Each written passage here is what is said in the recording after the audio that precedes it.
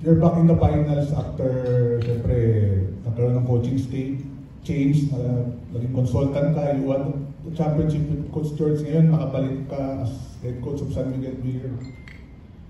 May special meaning ba sa'yo considering what happened and also yung last conference, medyo hindi tayo ng playoffs?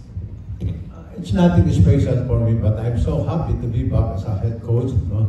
Because at that time I'm still involved in running the system of the San Miguel before, and I think it helps a lot for me, because I realized something I didn't know when I'm running the team, and it's a good help, and especially I was able to recover from my health, although I never got sick, but fatigue is really setting during that run from 2015 to 2023. It's really hard, and we experienced the 2021 pandemic.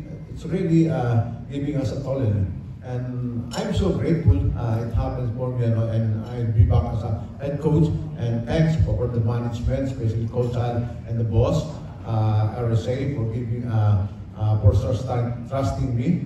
And I don't want this opportunity to be put into waste, and we're so happy we're back in the finals of the All Filipino, which a lot of people thinking this is our conference, but it takes a lot of hard work for anyone, not only the coaching staff, the management, the players.